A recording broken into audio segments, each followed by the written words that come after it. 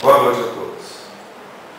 Esse tema nós o retiramos como fonte principal do livro Perdão, o caminho para a felicidade, ditada pelo espírito Aulus ao médium Nelson Moraes. E ocasionalmente nós somos questionados sobre o papel do Espiritismo como religião, exatamente no mundo em que já existem muitas religiões. O próprio cristianismo, que está no mundo há 2000 anos, ele conta com cerca de 420 ramificações. Juntando o hinduísmo, que é considerada a religião, do ponto de vista documentado, mais antiga do mundo, instalada na Índia, vamos buscar ainda os muçulmanos, que também contam com um número grandiosíssimo, até bem poucos anos, eram a maioria no mundo. Atualmente os dados revelam que o cristianismo já é a doutrina de maior adesão no mundo. Então, o processo da religião está ligado diretamente à história humana, desde o seu nascedouro. Quando se vai para as civilizações mais antigas, os primitivos, ali também se vê o princípio da religião, na medida em que, espontaneamente, o processo de adoração a algo que é divino já vem desde os tempos do primitivismo. Inicialmente, por não se entender os fenômenos da natureza, a criatura humana se curva diante de algo que lhe é soberano, algo que não consegue entender, que a sua inteligência não consegue equacionar.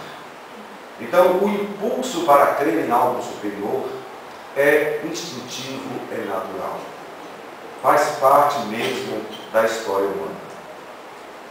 Mas eis que, há 150 e poucos anos, surge o movimento espírita, a partir do lançamento de O Livro dos Espíritos, no ano de 1857, na França, através do extraordinário intelectual Allan Kardec.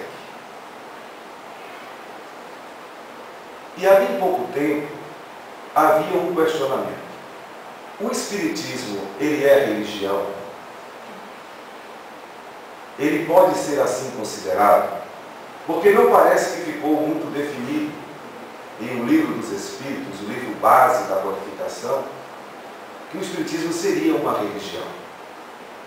Mas entendamos, primeiramente, que o sentido de religião, dentro do que a palavra indica, já que a palavra religião vem do latim religare, significa aquele momento instintivo, espontâneo, em que a criatura ela busca ligar-se ao seu Criador.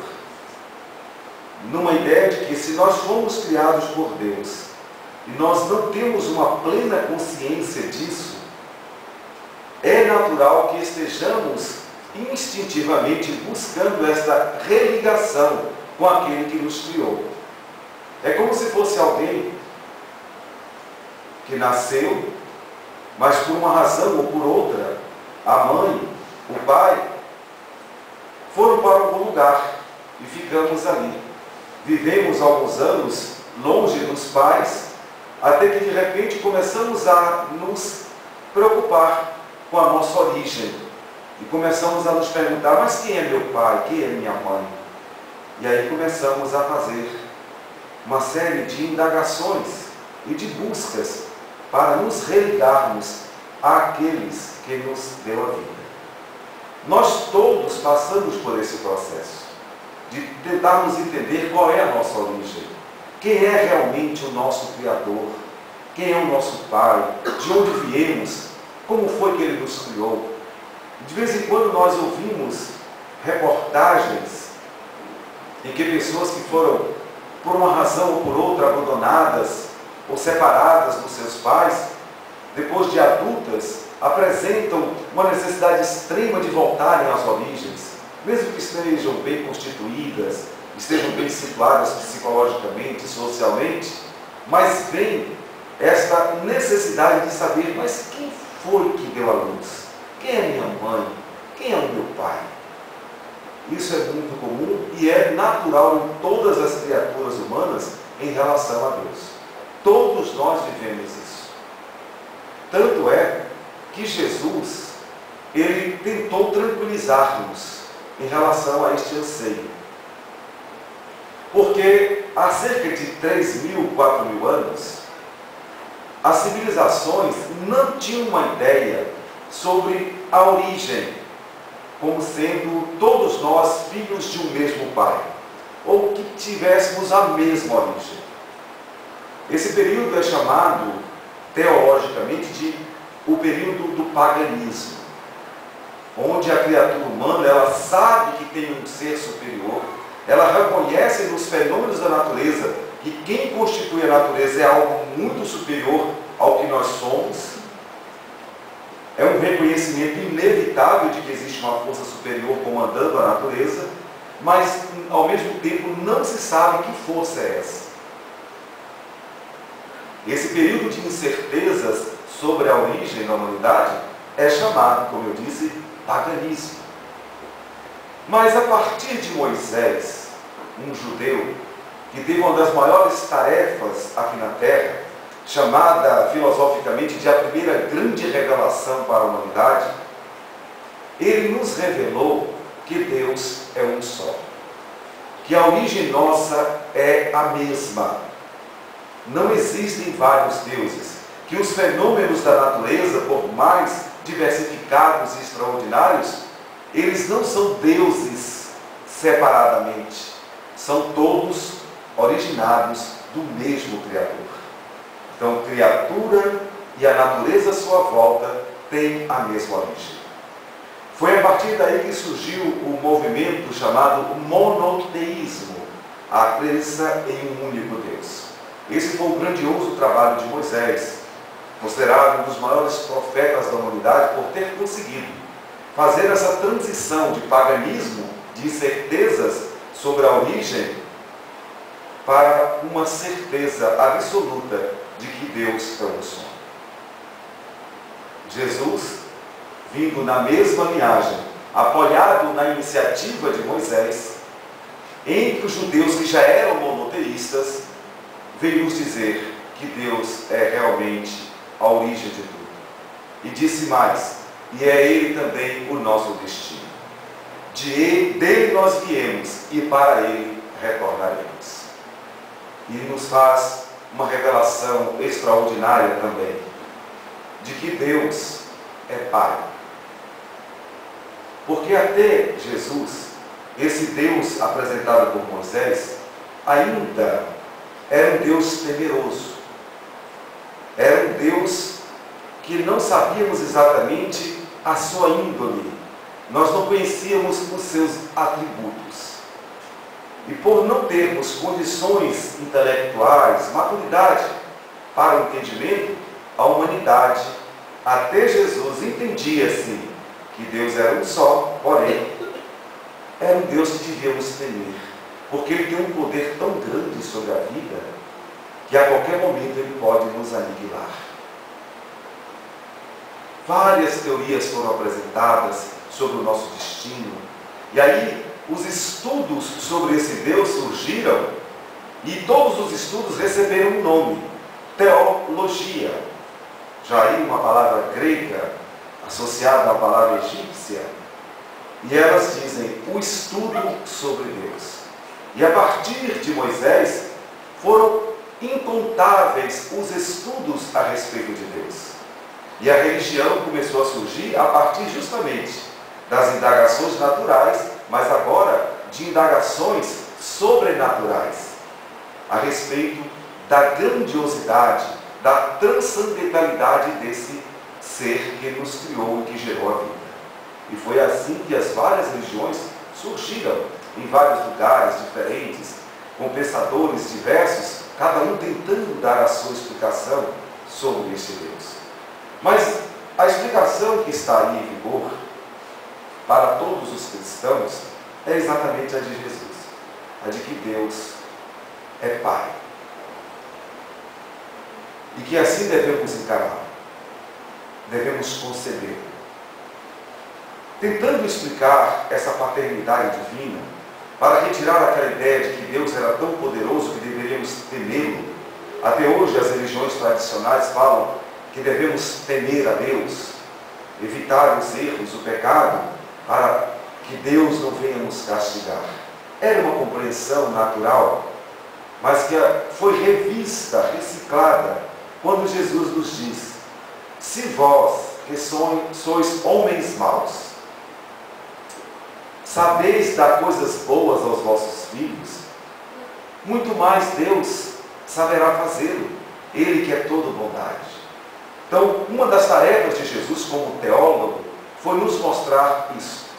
Deus é Pai e Deus é bom. É soberanamente bom, é soberanamente justo. Não temos que temê-lo, temos que amá-lo.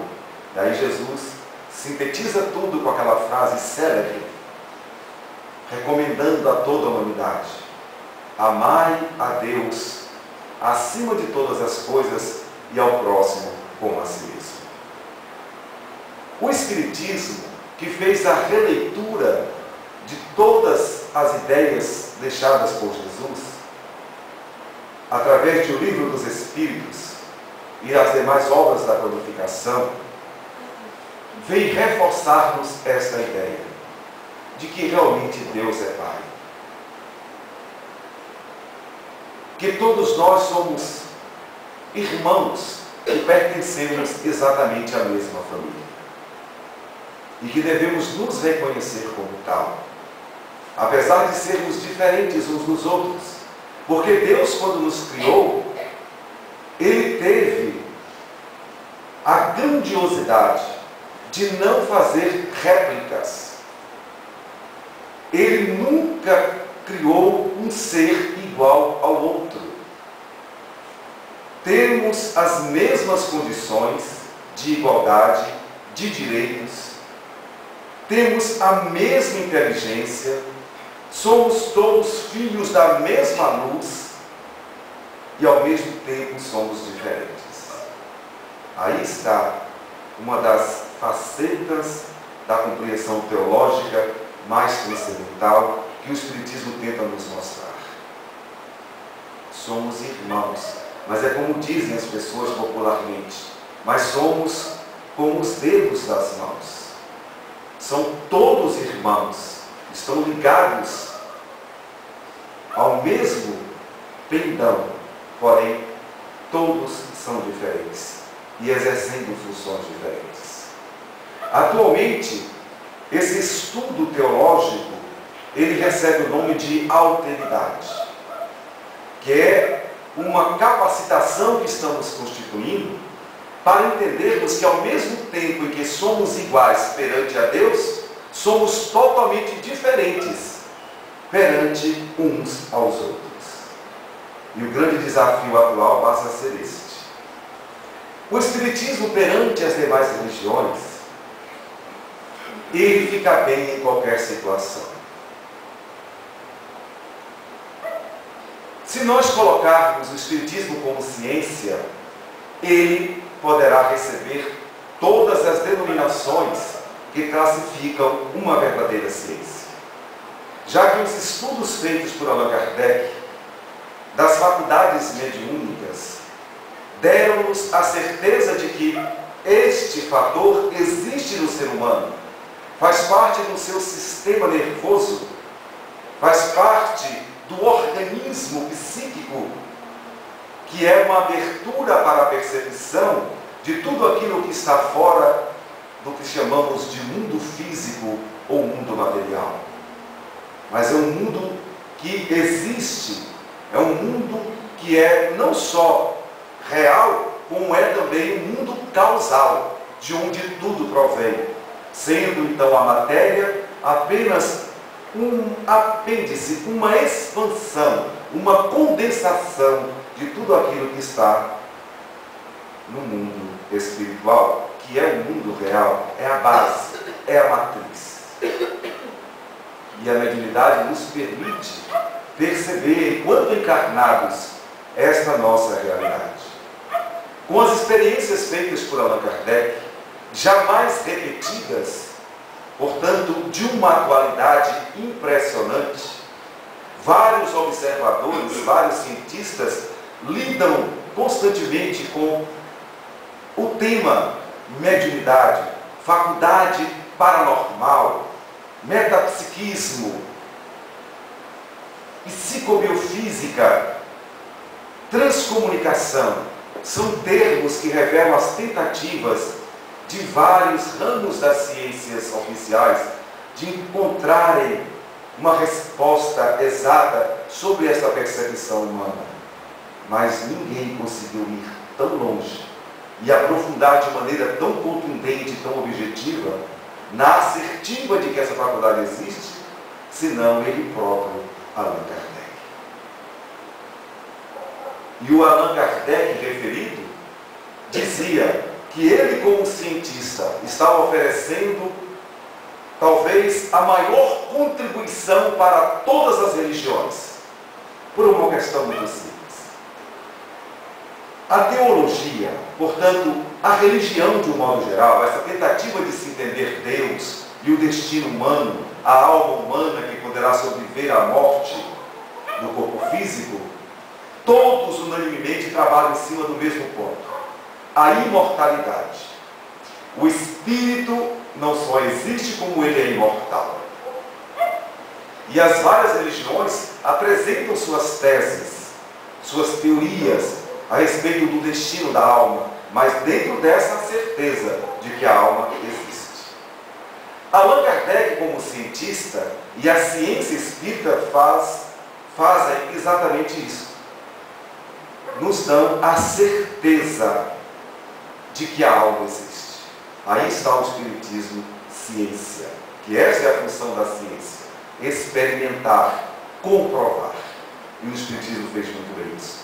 Basta observarmos o tratado deixado por Allan Kardec em O Livro dos Médiuns, e ali veremos todo o trabalho. Ele explica no próprio livro todo o procedimento de metodologia que ele utilizou, porque a ciência pressupõe uma metodologia. E nesse caso, Allan Kardec foi tão extraordinário que ele teve que criar uma metodologia própria, já que não havia nenhuma outra referência para se ter a certeza da imortalidade da alma diante da percepção mediúnica, como faculdade natural que todos possuímos. Ali ele explica qual foi a sua metodologia e toda a consequência do trabalho que foi desenvolvido. Esta é uma das condições do Espiritismo perante as outras religiões. O Espiritismo ajuda todas as religiões quando diz: continuem pregando a imortalidade, porque ela é uma comprovação científica. Não é mais um fruto da imaginação, não é uma elucubração mental, não. É um fato. Isso dá respaldo para que as religiões continuem a proferir altamente a ideia de que o espírito é imortal e que devemos cuidar muito desse espírito para que ele tenha um retorno tanto mais feliz ao mundo espiritual, quanto mais tenha trabalhado as condições virtuosas durante o período de permanência numa prisão temporária num corpo carnal. Mas o Espiritismo também ficaria muito bem se ele fosse considerado apenas uma filosofia. Porque o papel da filosofia é resolver a grande questão, o grande enigma humano. Quem sou? De onde vim? Para onde vou? Foi assim que surgiu a filosofia. A busca da sabedoria para o entendimento sobre quem é o ser humano, o que ele faz aqui, de onde realmente ele veio e para onde ele está se encaminhando. Mas o papel da filosofia é o papel de explicar, de dar detalhes. E por isso mesmo, o próprio Allan Kardec diz que a doutrina espírita se encontra na sua filosofia, porque é ali que o Espiritismo explica tudo o que descobriu a partir da experiência científica que comprova a imortalidade da alma e a faculdade mediúnica no ser humano. Mas o Espiritismo também pode ser chamado de religião sem dever nada a nenhuma religião. Ao contrário, oferecendo o que há de mais importante da religião, que é a consequência moral.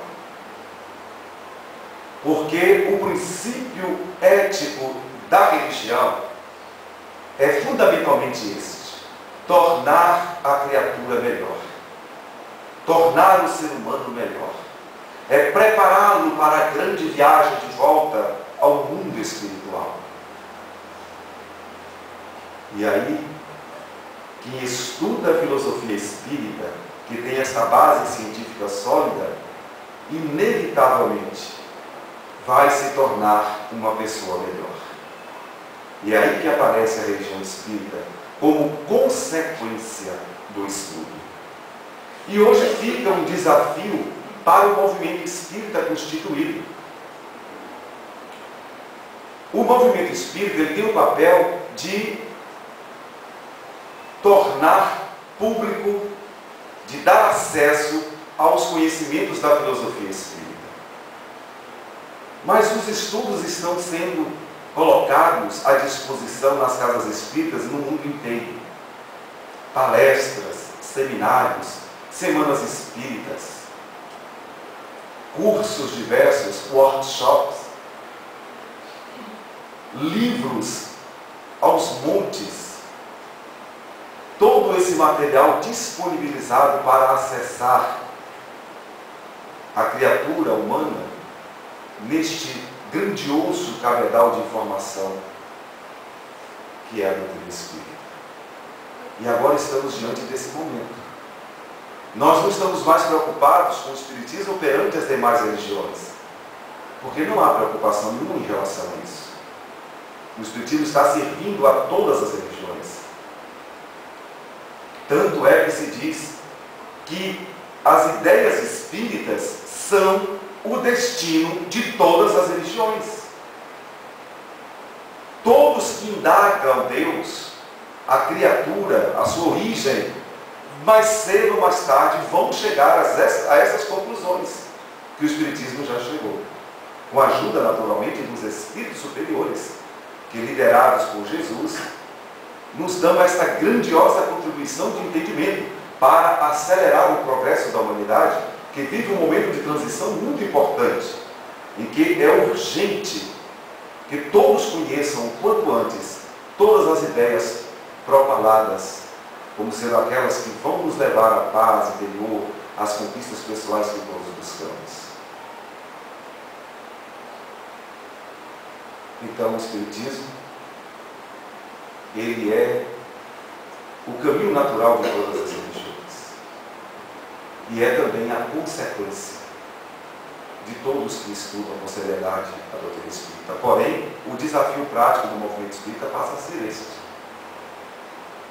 produzir o conhecimento e acessá-lo é uma das maiores caridades que se faz pela doutrina espírita. Aqui mesmo, nesta casa que está colocando uma câmara para depois a filmagem ser lançada pela internet, está cumprindo esse papel. Nós não estamos mais pregando dentro de uma casa espírita. Nós agora estamos pregando em praça pública.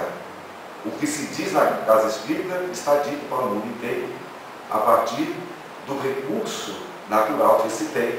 Como dizia o próprio Allan Kardec, o Espiritismo deve acompanhar o progresso, usar de todos os meios possíveis, legais, para fazer com que a doutrina espírita e suas ideias cheguem ao maior número de pessoas.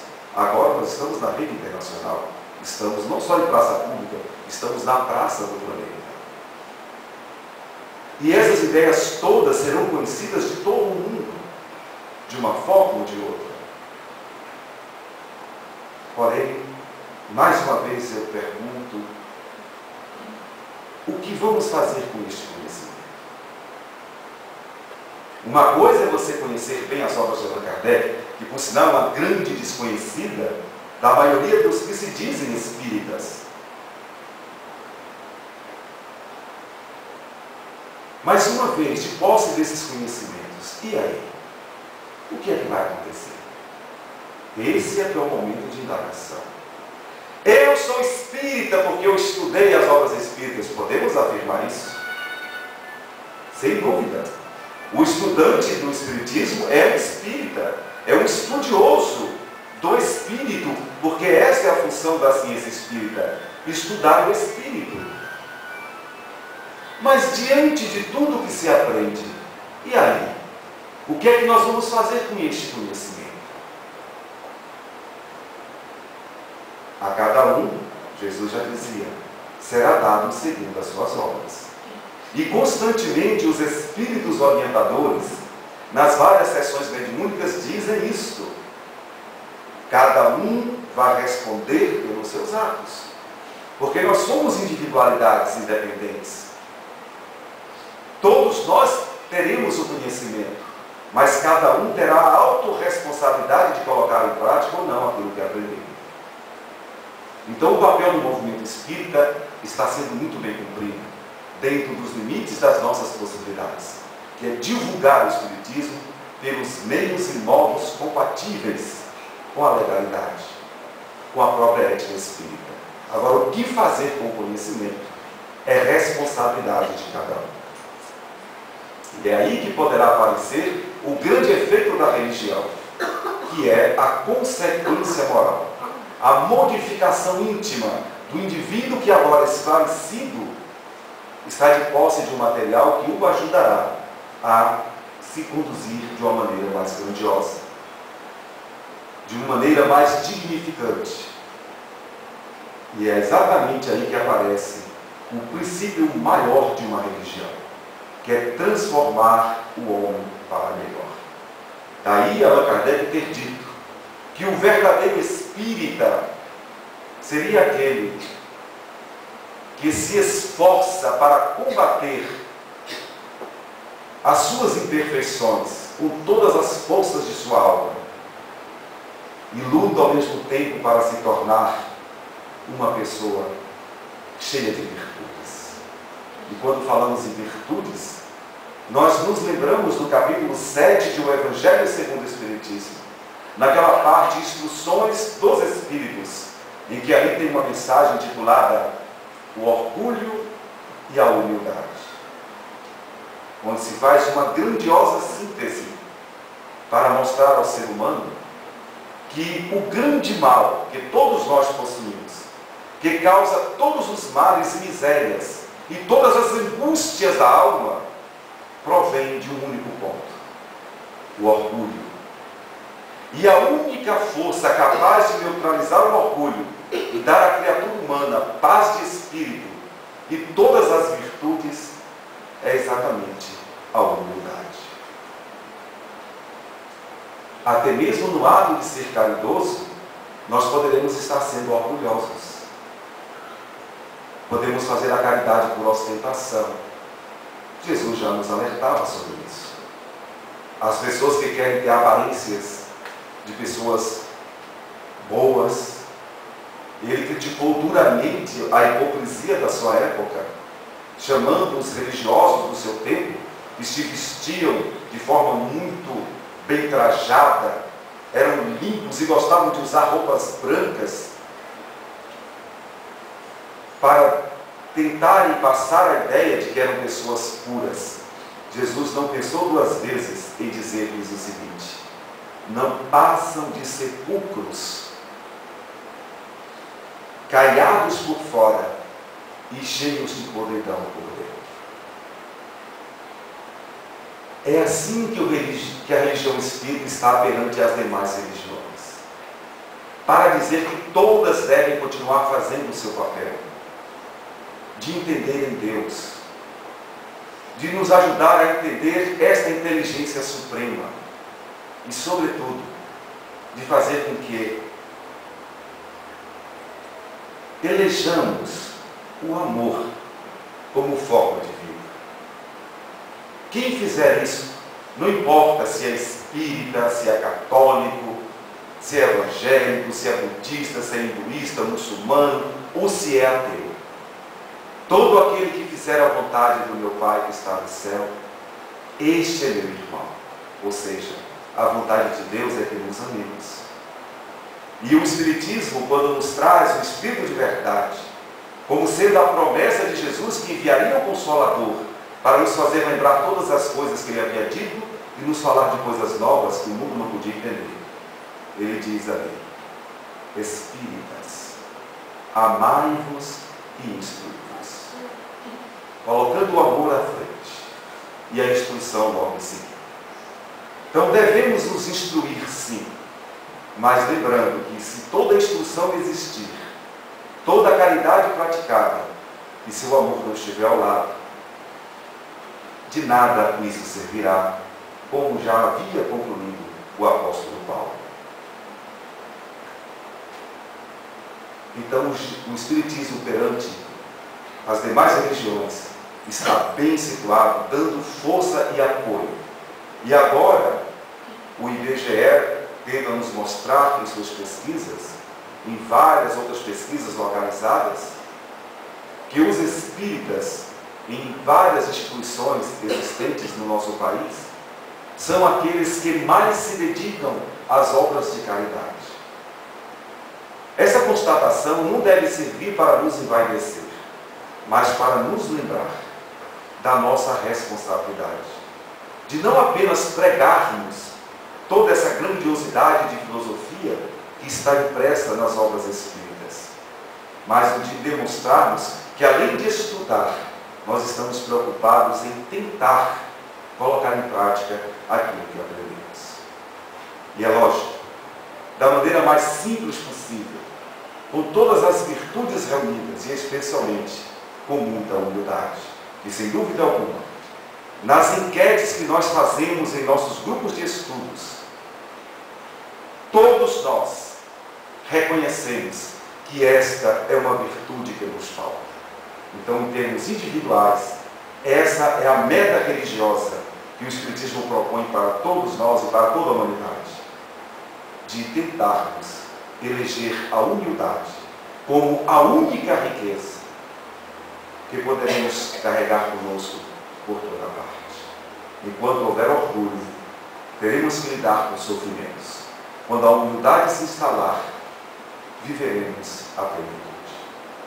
Muito obrigado a todos pela respeitosa atenção.